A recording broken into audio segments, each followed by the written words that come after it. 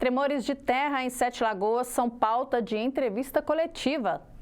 Baixa adesão ao Enem. Profissionais da educação falam sobre o papel da escola no incentivo à realização do exame. Essas e outras notícias você confere agora no Informa Cidade, que está começando.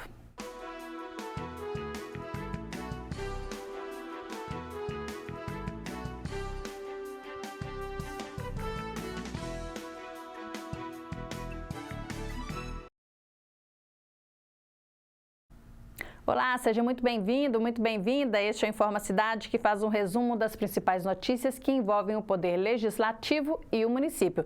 Você também pode construir esse noticiário conosco. Faça contato por meio das nossas redes sociais.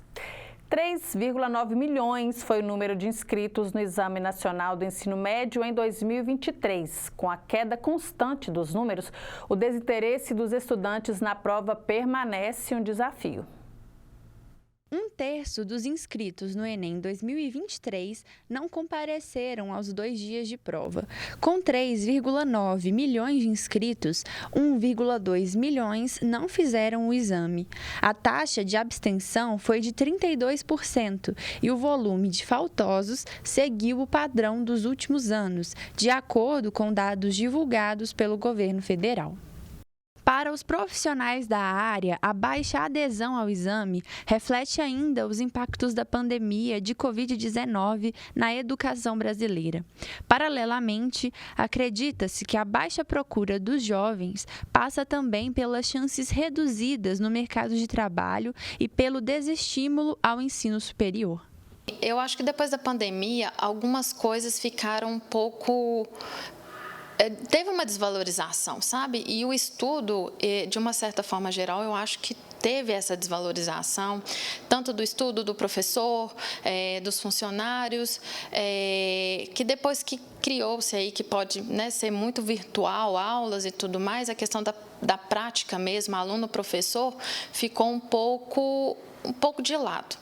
Então, eu acho que depois da pandemia, teve toda uma queda, tanto de mercado, uma série de coisas, e tudo acho que isso levou à baixa adesão do Enem. E aí, consequentemente, a questão das escolas, a questão do incentivo, foi cada vez mais diminuindo. A prova é a principal forma de entrada do aluno à graduação. Serve como acesso às vagas em instituições públicas pelo SISU e também a critério das bolsas, por meio do ProUni e FIES. Eu acredito muito no potencial. O Enem é um forte instrumento de avaliação, não só dos alunos do ensino médio, mas de toda a cadeia escolar, da família, dos pais e, principalmente, o aluno tem que acreditar nele. Governantes federais têm pela frente outro grande desafio, que é reformular um programa de financiamento para os estudantes de baixa renda ingressarem no ensino superior. O modelo do atual FIES vive um período de baixa oferta e alta taxa de inadimplência. O número foi o terceiro pior desde 2010 e ficou atrás somente de 2020, com 53 mil contratos, e 2021, que teve 45 mil. Em 2014, no seu auge, o programa chegou a conceder 732 mil financiamentos. Os especialistas acreditam que a redução na adesão está diretamente atrelada a isso. O FIES não é mais atrativo e precisa de uma mudança para que mais alunos ingressem por ele. As escolas públicas sofreram muito com essa mudança, dos itinerários. Muitas escolas não têm, a gente sabe aí que há uma ausência de professores em algumas grades curriculares, em algumas disciplinas. Então, isso já primeiramente já desmotiva o aluno. O segundo, muitas vezes, o próprio município não disponibiliza transporte para o aluno ir fazer a sua prova. E o terceiro, a própria motivação do aluno em conjunto com a família. Muitas vezes ele está trabalhando, por ser 2 dias do domingo, então eles enfrentam essa dificuldade. E nós temos outra também desistência, que é o aluno que vai no primeiro dia, faz a prova e não comparece no segundo dia. Por ele fazer a primeiro dia e não acreditar que foi muito bem, então ele acha que ele não vai bem no segundo dia. Então, isso também é uma trave para essa desistência muito grande no Enem.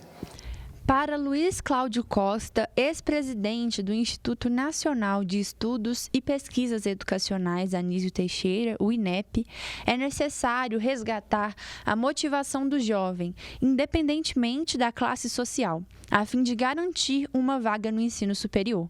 O desinteresse tem como plano de fundo a introdução precoce no mercado de trabalho informal, que acontece principalmente com os jovens em situação de vulnerabilidade. Acredite no seu potencial, você é capaz.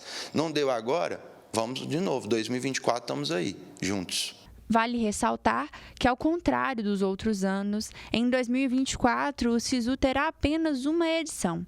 Apesar disso, o edital prevê que o início das aulas de alguns cursos será no segundo semestre. As vagas serão preenchidas exclusivamente pelas instituições, segundo a ordem de classificação dos candidatos, de acordo com as notas do Enem. Para mais informações, acesse www.gov.br/INEP. Estão abertas as inscrições presenciais de seleção pública do Programa Frente de Trabalho e Proteção Social. Trata-se de uma nova edição do Programa Emergencial de Auxílio Social, PEAS, Frente de Trabalho e Proteção Social, que no ano passado ofereceu oportunidades de trabalho a moradores do bairro Montreal. Agora o programa será ampliado para interessados de todos os bairros da cidade.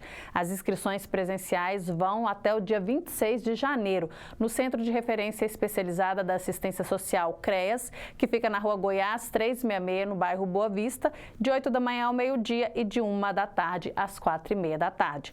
O programa é direcionado a inscritos no CAD único que poderão integrar frentes de trabalho para demandas da administração pública, como varrição de vias, capina, serviços de jardinagens e manutenção.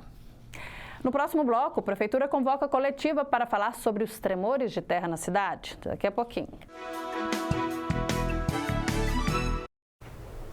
Foi realizada na última semana uma entrevista coletiva para falar das próximas ações da investigação dos tremores de terra em Sete Lagoas.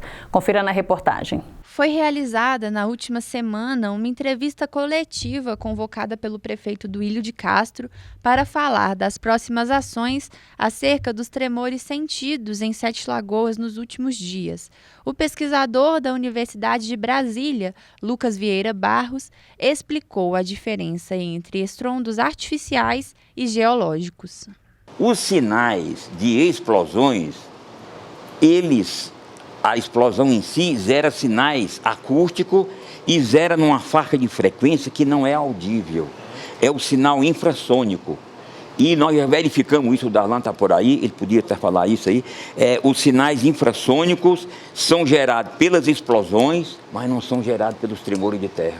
Você vê claramente o tremor de terra natural, mas você não vê sinal infrassônico no tremor natural, mas vê o sinal infrassônico na explosão.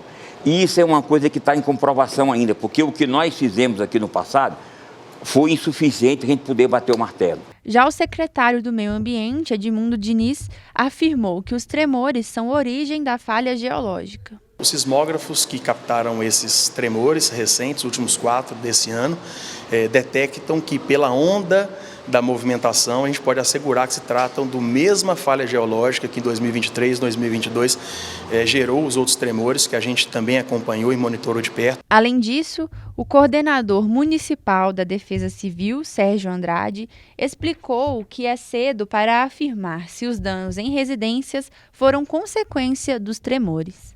Para a sequência das análises, serão implantadas 3 estações sismológicas e mais 10 aparelhos infrassônicos na cidade. As respostas irão depender do acontecimento de eventos futuros e, segundo o secretário, todas as hipóteses estão sendo investigadas. Nada está descartado. Nós vamos estudar a fundo esse centro de monitoramento exatamente para essa finalidade, estudarmos a fundo esses novos tremores e os que podem acontecer. Infelizmente são imprevisíveis e inevitáveis, né? Temos que aprender a conviver com eles. Não ter pânico, mas saber conviver os cuidados necessários.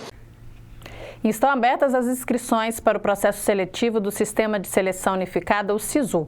Os interessados devem se inscrever pelo Portal Único de Acesso ao Ensino Superior, a partir desta segunda-feira, 22 de janeiro, até às 23h59, horário de Brasília, do dia 25 do mesmo mês.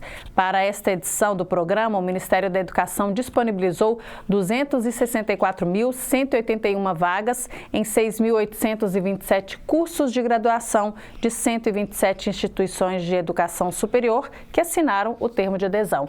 A inscrição para o SISU é gratuita e realizada exclusivamente pela internet por meio dos serviços digitais do Governo Federal, gov.br.